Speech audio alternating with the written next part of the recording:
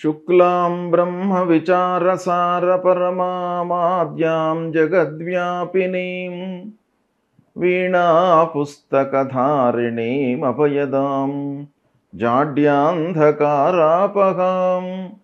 हस्ते स्फाटिकमालिकां विदधतीं पद्मासने संस्थितां वन्दे तां परमेश्वरीं भगवतीं बुद्धिप्रदां शारदां। श्री महागणाधिपतये नमः। శ్రీ మహాసరస్వత్యై నమః. శ్రీ గురుభ్యో నమః. 2024 సంవత్సరము డిసెంబర్ మాసంలో మీనరాశిలో జన్మించినటువంటి వారికి అంటే మీనరాశి జాతకులకి గోచార ఫలితాలు ఎలా ఉన్నాయో తెలుసుకుందాం. ముఖ్యంగా ఈ డిసెంబర్ మాసంలో సూర్య భగవానుడు మొదటి 2 వారాలు ప్రతికూలంగా ఉన్నాడు. తదనంతరము దశమ స్థానంలోకి ప్రవేశిస్తున్నాడు. దశమ స్థానంలో అనుకూలంగా ఉన్నాడు. ఇక కుజుడు పంచమ స్థానంలో ప్రతికూలంగా సంచరిస్తున్నాడు. బుధుడు 9వ స్థానంలో సంచరిస్తున్నాడు, అనుకూలం. గురువు 3వ స్థానంలో ప్రతికూలంగా సంచరిస్తున్నాడు. శుక్రుడు ఏకాదశ స్థానంలో అనుకూలంగా సంచరిస్తున్నాడు. శనీశ్వరుడు ద్వాదశ స్థానంలో సంచరిస్తున్నాడు, ప్రతికూలంగా ఉన్నాడు. రాహువు జన్మస్థానంలో సంచరిస్తున్నాడు, ప్రతికూలంగా ఉన్నాడు. కేతువు సప్తమ స్థానంలో సంచరిస్తున్నాడు, ప్రతికూలంగా ఉన్నాడు. ఈ విధంగా గ్రహస్థితి ఉంది. ఓవరాల్గా మనం చూసినట్టయితే ఈ డిసెంబర్ మాసంలో మీనరాశి జాతకులకు ముఖ్యమైనటువంటి గ్రహాలు ప్రతికూలంగానే ఉన్నాయి. శుక్రుడు అనుకూలంగా ఉన్నాడు, మిగతా గ్రహాలు చాలా మట్టుకు ప్రతికూలంగానే ఉన్నాయి. కనుక ప్రతికూల ఫలితాలు ఎక్కువగా గోచరిస్తున్నాయి. కనుక నిర్ణయాలను జాగ్రత్తగా తీసుకోవాలి. 1కి 4 సార్లు ఆలోచించండి. 1-2 వారాలలో ఉద్యోగస్తులకు ప్రతికూలమైనటువంటి ఫలితాలు గోచరిస్తున్నాయి. 3-4 వారాలలో కొంత సంతృప్తి ఉన్నప్పటికీ కొన్ని విషయాలలో మట్టుకు మీరు అనుకున్న మేర ఫలితాలు రాకపోవచ్చును. ఇంటి వాతావరణం మట్టుకు సానుకూలంగా ఉంటుంది. ఇంటి వాతావరణం బాగానే ఉంటుంది. భార్య పిల్లలతో సంతృప్తిగా ఉంటారు. చేతిలో ఉన్నటువంటి వ్యాపారము ఒక మోస్తరుగా కొనసాగుతుంది. అయితే వ్యాపారం విషయం లోపల కొన్ని జాగ్రత్తలు తీసుకున్నట్టయితే మీకు లాభము ఎక్కువగా చేకూరేటువంటి అవకాశాలు ఉన్నాయి.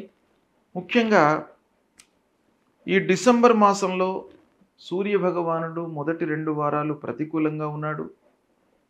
తదనంతరము దశమ స్థానంలోకి ప్రవేశిస్తున్నాడు. దశమ స్థానంలో అనుకూలంగా ఉన్నాడు.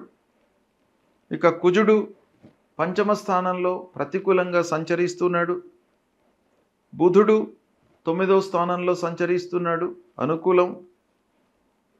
గురువు 3వ స్థానంలో ప్రతికూలంగా సంచరిస్తున్నాడు. ప్రారంభించినటువంటి పనులలో ఆలస్యం గోచరిస్తుంది. కాబట్టి ప్రారంభించే కంటే ముందు ఆ విషయం గురించి, ఆ పని గురించి కూలంకషంగా మీరు తెలుసుకున్న తర్వాత ప్రారంభించడం మంచిది. అన్నదమ్ములు బంధువర్గం యొక్క సహకారము లేకుండా ఉంటుంది. అంటే అన్నదమ్ములు బంధువర్గము వీళ్ళందరి యొక్క సహాయ సహకారాలు మీకు ఇబ్బందికరంగా ఉంటాయి. వాళ్ళ మూలకంగా మీరు చేసేటువంటి పనుల లోపల ఆటంకాలు ఎక్కువగా గోచరిస్తున్నాయి. కాబట్టి కొన్ని జాగ్రత్తలు తీసుకోండి. ఆస్తుల విషయంలో తగాదాలు ఉన్నాయి. కాబట్టి ఆస్తుల విషయంలో కొంత ఆచితూచి నిర్ణయాలు తీసుకోండి. వాటిని ఏదో రకంగా మీరు సెటిల్ చేసుకోవడానికై మీరు ప్రయత్నాలు చేయండి. కనుక తగాదాలు ముందుకు వచ్చేటువంటి అవకాశాలు బాగా కనబడుతున్నాయి. కాబట్టి జాగ్రత్త వహించండి. సమయానికి మీరు అనుకున్నటువంటి పనులు పూర్తి కాకపోవడం మూలకంగా రుణభారం పెరిగేటువంటి అవకాశము ఉంది. కాబట్టి అనవసరమైనటువంటి ఖర్చులను తగ్గించుకుంటూ ఆదాయాన్ని పెంచుకోవడం పైన మనస్సు నిలపండి. ఇక మిషనరీలు, వాహనాల మూలకంగా రిపేర్లు ముందుకు వస్తాయి. వృధా ఖర్చులతో ముఖ్యమైనటువంటి పనుల లోపల ఆలస్యం గోచరిస్తుంది. పిల్లల చదువు విషయమై మంచి నిర్ణయాలు తీసుకుంటారు. ఉద్యోగ ప్రయత్నాలలో ఉన్నటువంటి వారికి మట్టుకు తాత్కాలికంగా ఉద్యోగం లభిస్తుంది. అది కొంత సంతోషాన్ని కలిగించేటువంటి అంశం.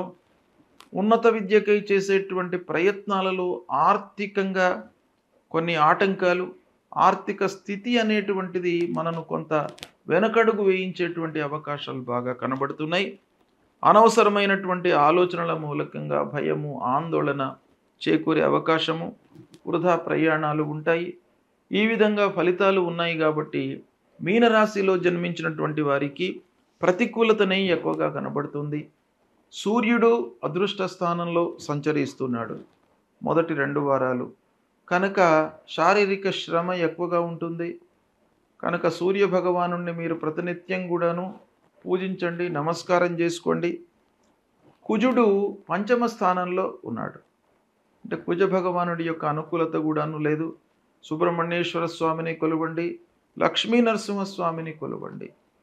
లక్ష్మీ నరసింహస్వామి యొక్క కరావలంబ స్తోత్రాన్ని ప్రతినిత్యం కూడాను పారాయణం చేసుకోండి. గురు భగవానుడికి సంబంధించినటువంటి మూల మంత్రాన్ని ప్రతినిత్యము జపించండి.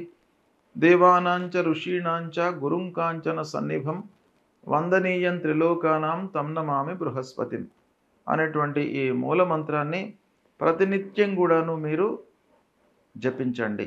అప్పుడు ఆ గురు భగవానుడి యొక్క అనుకూలత మీకు లభిస్తుంది. ద్వాదశ స్థానంలో శనేశ్వరుడు ఉన్నాడు కాబట్టి ఊహించని ఖర్చులు, అనుకోని ఖర్చులు ముందుకు రావడం మూలకంగా ముఖ్యమైనటువంటి పనులు వెనకబడిపోతాయి.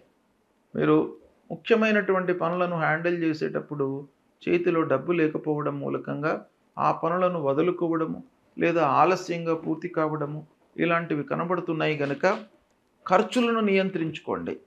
ఆ శనేశ్వరుడి కొరకై నవగ్రహ దేవాలయానికి వెళ్ళి నవగ్రహ దేవాలయం లోపల ఆ నవగ్రహాల లోపల పశ్చిమ స్థానంలో ఉండేటువంటి ఆ శని భగవానుడి యొక్క విగ్రహం పైన నువ్వుల నూనెతో అభిషేకం చేయండి.